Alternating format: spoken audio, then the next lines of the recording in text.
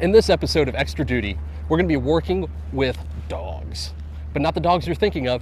These are the ones that the military works with. We're going to be cleaning cages, we're going to be feeding them, everything that the military working dogs do. And we have an extra treat for you. It might be me.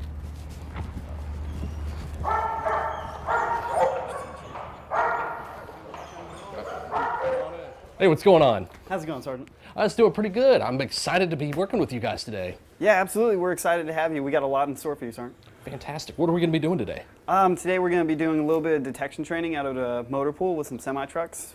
We have some bite gear lined up for you to get bit by the dogs. We also got a couple runs you can clean. You're going to attack me with a dog? Oh, absolutely, Sergeant. It's part of being a dog handler. So you guys get attacked by a dog every time, like, every working dog handler is attacked by a dog? Every day. In for a dime, in for a dollar. All right. What else are we going to be doing? Outside detection training and bite work, we also have a few things you can help us clean up around here. Outside, we got a bunch of poop you can help pick up. And we've also got a couple kennels that need scrubbed. They're a little dirty. Let's do it. All right. All right, go ahead and take a seat. It's going to be the easiest way to get in. What you're going to do is you're going to point your toes. We will dress you. Make sure your toes are nice and pointed.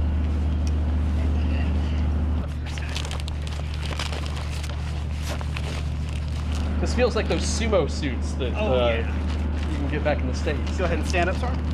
Hey. All right, what you're going to do is jump.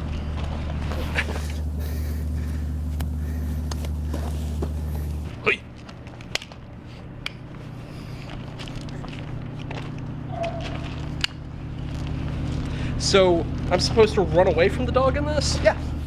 This is just like putting on a jacket. Well, this is just like mop gear.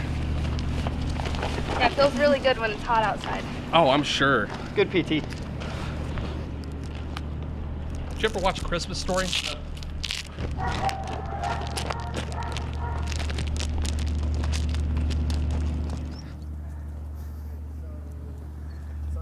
All right, you ready? Good. Good. Go. Oh, release the dog!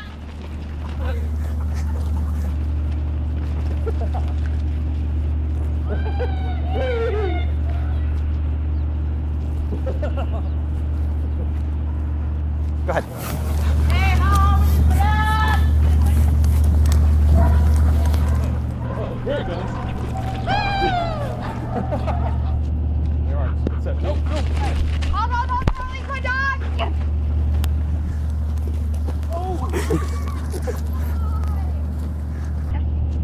There are. Nope, nope. Hold, release my dog! Yes.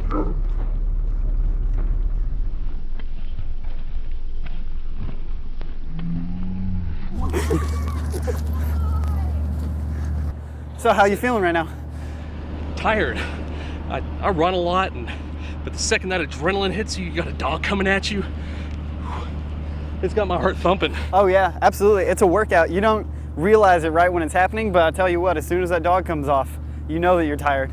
Yeah, Freddy's a beast. Oh yes, he is. He gave me some work. Absolutely. I gotta say, I think me and him have a bond now, a friendship that transcends species. I mean, we could always bring him back out and see. No, thank you. I don't think Freddy likes me that much. Now we're gonna head over to the 1345th Trans Yard, their motor pool, to conduct some detection training.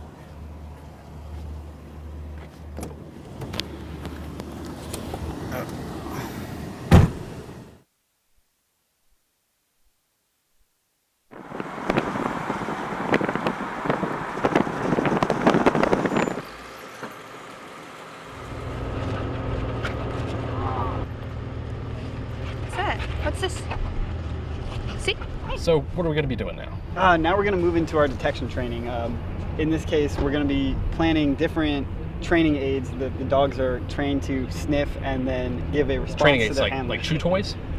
Training aids, explosives, narcotics. A little cone with peanut butter in it? Oh no, definitely not. We actually, it's funny you mentioned that. We actually train the dogs to avoid such objects like toys, food. We train them that it's really not okay for them to be interested in that while they're working and searching for various explosives and narcotics. Huh. So we're gonna have actual narcotics and actual explosives that we're hiding? Yes, we are. Fantastic. Real life training. All right, let's do this. All right. So it's almost like a game. Do you try to figure out ways to or beat the dog? Honestly, that's really what it is. Unless a dog's having problems where we need to work on their training, then it's really just trying to make it harder than it was the last day for the dog. So I need to find out how to beat the dog. Good luck. Challenge accepted. All right. Let's go hide these aids. All right. I'm gonna try and hide it down here, down low. Really kind of work it in there. Just careful not to tear the packaging on it. Yeah.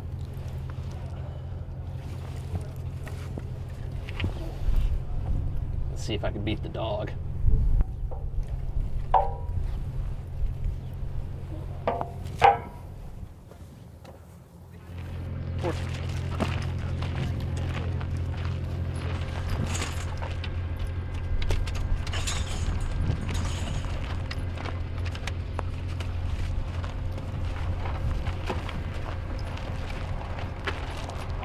So you're essentially guiding the dog. If you see, she'll do a free scan on her own. She'll walk around, she'll try and find things at like her nose level, maybe a little higher, maybe a little lower. You know, she'll sniff the basic things, like she'll sniff the border of these tires, the border of the Connex, and then she'll come back here. Here. And she'll expect me to help her out with stuff that she didn't really get. Here.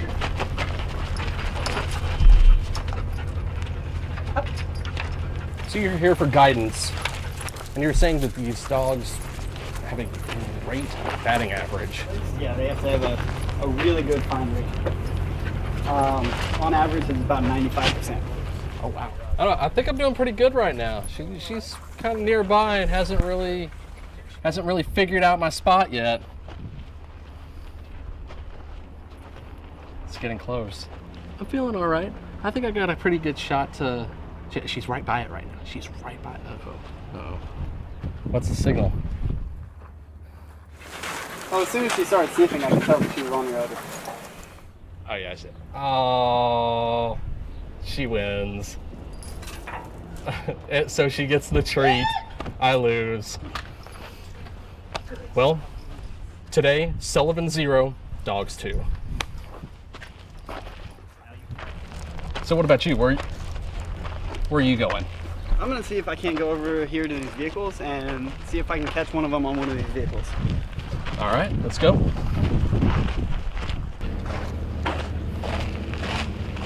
Wow, look at all these old vehicles. That is sneaky. I like it. So what's the idea right here? The practicality behind this plant is essentially to cause as much damage to U.S. troops as possible. You know, if someone wanted to disarm and disable our U.S. troops, they're not going to come out here and they're just going to stick something outside the up armor. No, because they know that that's going to absorb that blast, absorb that shrapnel. However, if you go ahead and put it under the up armor, then you're just creating shrapnel, exactly. That is devious. So rather than it blowing up and smashing into the ground or just blowing up inside the cab, it shoots out, creating shrapnel in our people. Luckily, we got the dogs for the job. Absolutely.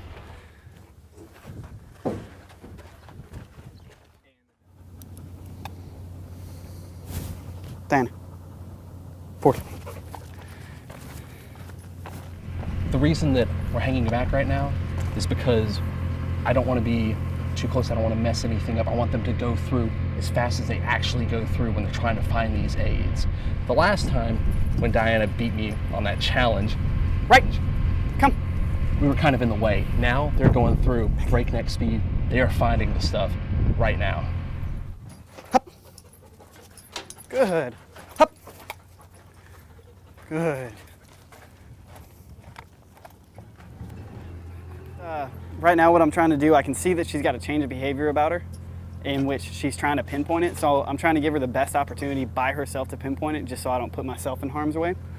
After about a minute, 2 minutes of giving her a chance to find her herself, I'll get in where she's showing that change of behavior, that area, and I'll help her detail a little bit, see if I can see any cracks or crevices that she's not necessarily hitting as well as she should be. She knows it's up there. She does know it's up there. Good, stay. Good girl. Good job, mamas. Come here. Good job. So this looks like it's the best part of the job. After she finds the aid, he gets to turn around and play with her, and that's her reward. They get to play with their dogs all the time, and that's how they train them. I'm kind of jealous right now.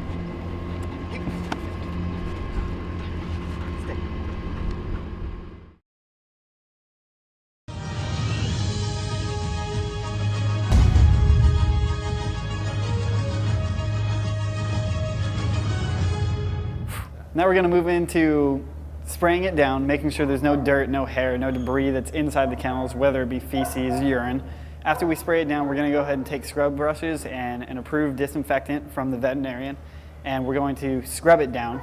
Once we're sure that every aspect of it is scrubbed down, then we're gonna go ahead and rinse it off and squeegee it out so it's nice and dry for the dog to move back in. How excited are you about getting free labor right now? It means that's one less kennel that I have to do, so I'm pretty excited. I'm here for you. Well, future NCO, lead the way. All right, moving this way.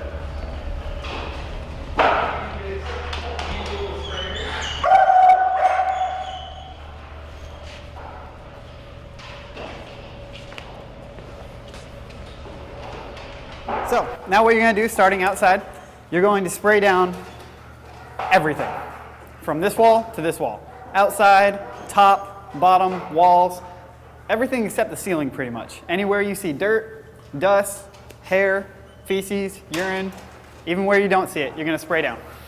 I'll go ahead and take that, set this over here for now. How do I sound cool right now? It's kind of hard to sound cool when you're spraying poop. Well, perfect. I've never been cool. Why start now? It actually ends up looking like soggy belly button lint. We'll generally GI this thorough once a week.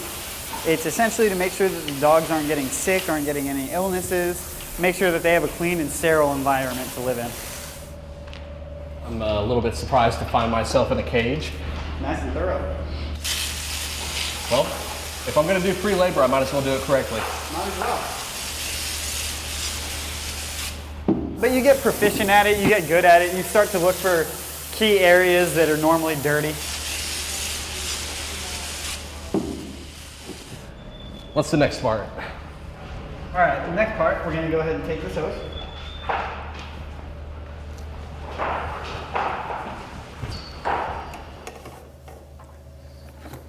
Get your cleaning utensils here. All right.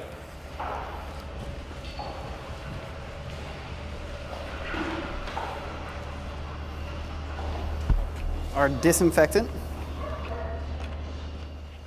You can go ahead and fill that bucket up a little bit. Probably about quarter to half away, should be good.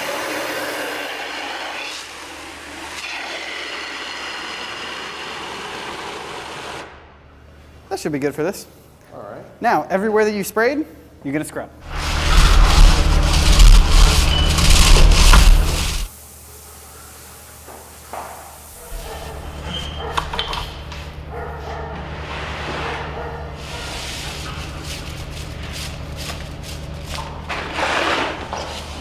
This isn't so bad, but this right here is all this effort, all this attention to detail. I can blame on my mom. Thanks, Mom. You made me the cage cleaner I am today. It's a very clean smell. You know, a lot of disinfectant smells like a nursing home. This smells like dog shampoo.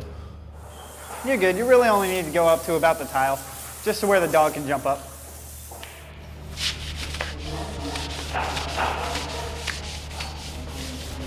Other than that, it's really not bad. Not bad for a first time.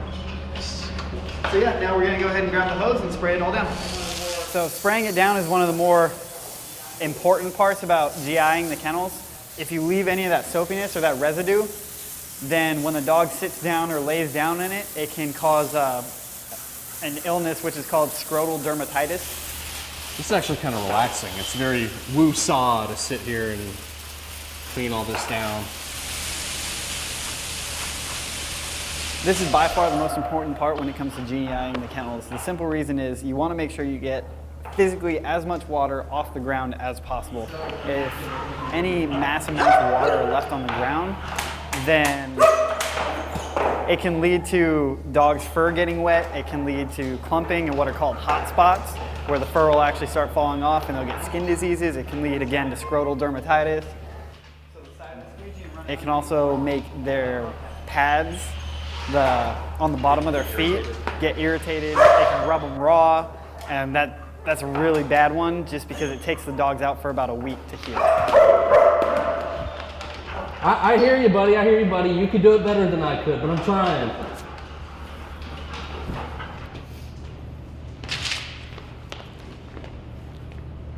Ooh, something smells right. Yeah, that's one of the dogs leaving a present. Oh, presents. I love presents. Well, I guess you get to clean it. Well, I'm assuming I'm not grabbing it with my hands. Oh, of course not. It's funny, this is a benefic dog. We actually need a poop sample for the veterinarian. So, you're gonna go ahead and grab it with this fancy little bag. I'm doing this for all the vets out there. Of course.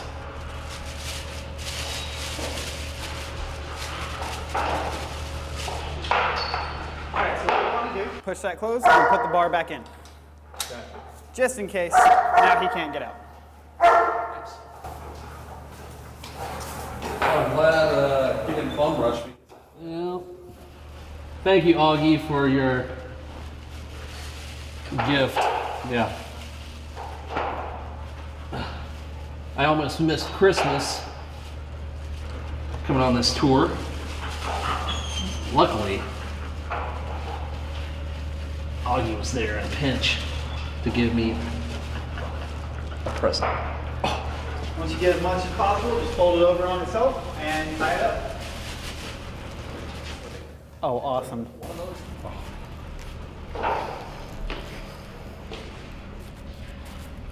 It's a full bag. Careful with thin bags too. Well done, Augie. If you don't mind, I'm gonna wash my hands real quick.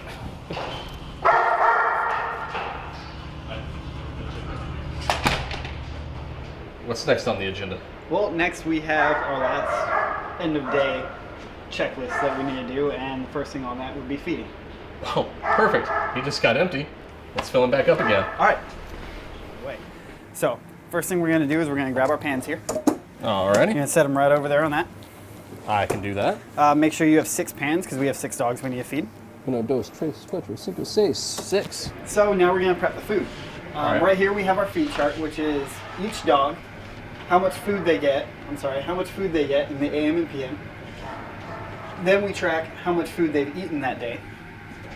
4 being they've eaten all their food, 3 being they ate most of it, 2 they ate about half of it, and 1 they just took a few bites of it. Just to make sure that we're keeping them on the right amount of food for the right weight range that they need to be in.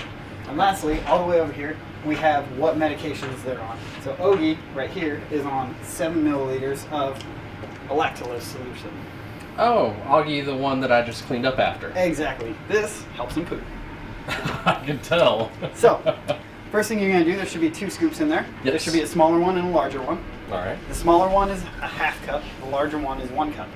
So we're going to go down this since it's in the PM right now, and we're going to fill up these dogs' bowls according to how much food they get. Okay. So for the first one, Jerry, he gets 1 big scoop. it's going to be 1 scoop. Make sure it's nice and leveled off, and then you just put it in the pan. And that's done for Jerry. Next, you're going to stack on top. I'll show you why when we get back in there. Okay. It's going to be Laura. She gets 1.5.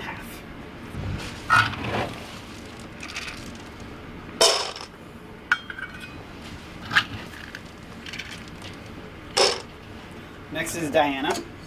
Now, Diana's got a brown coloring here because she gets the metabolic food. So she's going to get 1.5 cups of metabolic food and half a cup of active diet. Okay. So we'll start with the active diet. I might be doing it backwards. And then 1.5 of the rancid garbage. The rancid broccoli.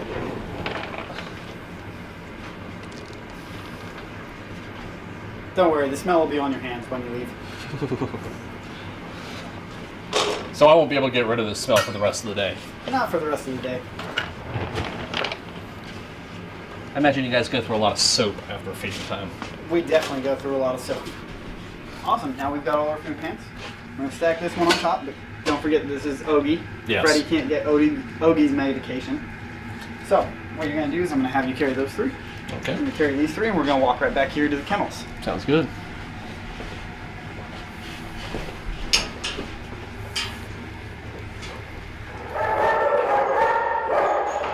All right, boys, it's chow time. Why we stack them from the bottom to the top is so that you can walk by one of their kennels. You can drop their food right Okay. You can grab his food right in front of the kennel.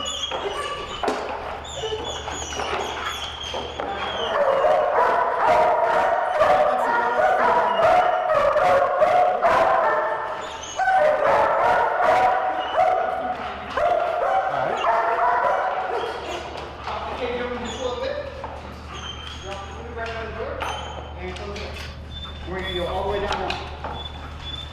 Except for Laura will not. Oh, Aki's got some ups. There you go, Aki. Right next to his tail board. That does it for us here at the kennels. As you can see, it's not all just fun and playing with dogs. There's a lot of hard work that goes into it. I hope you guys learned something.